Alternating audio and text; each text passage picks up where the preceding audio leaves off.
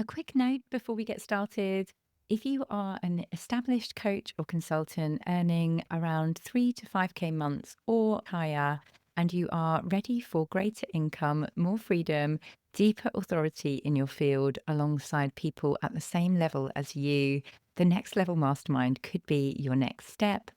It is my high touch mastermind, which I don't open very often, designed to help you get to that next level in your business, whatever that might mean for you. So, whether that's refining your business model, building leveraged offers, or stepping into greater authority into your field and leadership as the CEO in your business, then this could be your next step. It is application only, so if you are not quite at this stage yet and you're still building up a initial client base, then the business of coaching is the best place to start. But if you are at that stage, you will find the details to the Next Level Mastermind and the links to apply in the show notes. We start on the 11th of September, so the summer is the time to apply. Get that application in now, and I will get back to you as soon as I can. If there is a small delay, I may be on holiday, but I look forward to catching up with you soon. Welcome to Women in the Coaching Arena. I am Jo Lott, a business coach and ICF accredited mentor who helps coaches get clients with honesty, not hype. Over the summer, I'm resharing a few of my most practical and listened to episodes. And this one is especially helpful if you are in the early stages of your business or want to revisit the foundations with fresh eyes. In this episode, I will walk you through the exact steps I took when I started my own coaching business, from building confidence and clarity to setting up all of the essentials to finding your first clients. This episode is also my top rated blog post. It has had so much good feedback. So if you are someone who likes clear action steps and honest insight, I think you'll find this one reassuring and useful in equal measure.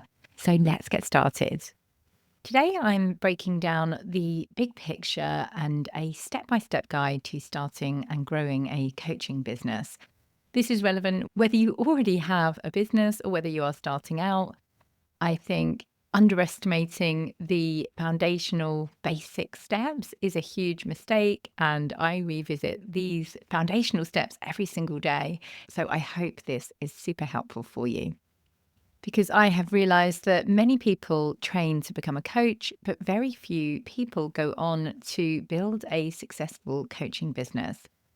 I find this extremely sad, especially the self doubt women in particular often feel, but men definitely too, when they start their journey and you see everyone else on social media thinking they have it all sussed and you feel like you are the only one. So if you are feeling any of that right now, just know that it is not true. And what you see on social media is just the highlights. And usually behind closed doors, it's very, very different. And that's why I love my community, because you soon start to feel at home because you know that if they are celebrating a win, that's a big deal for them. It's not like it just happens every day. So in this episode, I will share my personal experience of becoming a coach and initially building an executive and career coaching business. So I left my job in 2019 and trained as an executive coach. It was a hugely rocky journey, I guess, of losing my identity and feeling like I was a nothing. You go to a party and, you can easily answer that question, what do you do? Whereas when that was all gone, it was a really, really hard time in my life. I also compared a lot in my coach training. Everyone was like head teachers of secondary schools or felt like they were really senior and so much better than me. So there was a lot of comparison and it was an exhausting journey. But my confidence increased rapidly in around a year. So I don't know if that's rapid or not, but somebody wrote to me in 2020 and said, like, your confidence in comparison to where you were in 2019 is astonishing. Can you share what's made the difference for you? So luckily, I have an email to this person. So this is what I wrote in 2020. Morning affirmations, again, something I had never done before. Daily meditation. I did the Deepak Chopra 30-day meditation challenge, I think. And That really helped tune into me and stop being so stressed. I had a few good wins in coaching, especially in group coaching and training, which I had a huge limiting belief about, thinking that I could never do training. And lo and behold, I can do training and group coaching, and now I do it every single week. Fortunately for me, a coach friend of mine, Delphine, at the time, had run a women's workshop, and I said I would love to do something like that, but I can't do training and I would never be able to do something like that. So she challenged me to do it. I literally put out the advertisement that day, completely petrified about the entire experience, but it was probably a life-changing limiting belief busted, because it's led me to be able to have my own group coaching program and know that I can do training. I was regularly coached myself for the first time, so I think I just gained so much more awareness of what was real and what were limiting beliefs, all of those things. I started a nightly gratitude journal, which I'm still doing. And that has changed my brain so much to constantly be seeking out what I'm grateful for rather than focusing on what I'm not grateful for. I did a short confidence course, which was a great reminder that our thoughts affect our actions and we can change those with practice. I did the positive intelligence course, which was amazing. They often do free programs for coaches, but I signed up as a pioneer, so I offer that to my clients when they join my program. I feel like honestly does rewire your brain if you can keep up the practice. I also did Helen Pritchard's 5-day LinkedIn challenge, which helped me to actually think about putting out my first post, which at the time just felt impossible, but just shows now I post all the time on LinkedIn and it's like my new home. So, how much progress you can make with small actions. I also wanted to share that I only had 2 days a week when my son was in childcare, and I had 3 jobs as well at the time, and a 1 and a 3-year-old, which was obviously pretty exhausting. So, if you are making excuses for yourself that you don't have time, just know that the less time you have, the more effective sometimes you can be. Like, I had no choice but to be super effective. Whereas now I have 5 days a week, although they are school days, which are ridiculously short. I probably don't get half as much done as I used to do in those 2 days when I was like superwoman, nailing everything I needed to do really, really well. I do think more time is helpful, and certainly for your stress levels, but you can start with the limited resources that you have and build from there. So, the first step I would say that is essential is overcoming the fear. False evidence appearing real is how I like to think of fear. If you haven't read the book Mindset by Carol Dweck, I would highly recommend it. That really helped me to see that, yeah, fine, I probably was rubbish at marketing, speaking, coaching, all the things at the time. But I loved the idea that I gained from that book of the power of yet. I'm not that great at it yet, but I can practice and become better. Before reading this book, I was definitely a that's the way it is type of person with I'm not good at that. That's all there is to it. There was no grey for me. So it was a really great learning to see that there was loads that I could do and build upon. And it's just all skills. Next up, your vision, mission, and values. Have that powerful vision. I was lucky to go to a workshop at the time when I started my business, and I still have it painted on my wall here, of the difference that I wanted to make. Just know that you can make a massive difference, even if it is just in your free marketing and you feel like nothing's working. And the more value you offer, the more eventually the value will come back to you. So trust in that. Setting financial goals was my next step. I soon saw that it was actually impossible to reach my financial goal, which is what helped me to go into businesses, gain bigger contracts, do public speaking, do different things as well as coaching to be able to reach that financial goal. Next up was decide on a business format and set up a business bank account. The difference between a sole trader and limited company, you can Google that. I am not an advisor. I signed up as a sole trader and it worked super well for me because you can do it quickly. You don't have to spend out a lot of money. You don't have to have an expensive accountant. You can literally register on the UK government website. Obviously, if you're in a different part of the world, this may be completely different, but you can register instantly and start trading. That was a really nice, quick, easy way to start, which didn't have me spending money and going down a big rabbit hole. But there are legal reasons where you may want to be a limited company. That's up to you to have a look into what will be most suitable for you.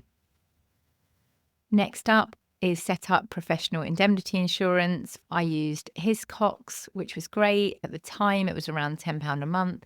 It is now way more expensive because it does go up depending on how much you're earning. Next up, identify your niche. So I've done lots and lots of episodes on this. I won't go into it extensively here because we have loads of other things to cover. But I have episode 63, which was about niching, and episode 14, which was 5 steps to find a profitable niche. That's probably the most comprehensive one I have on niching.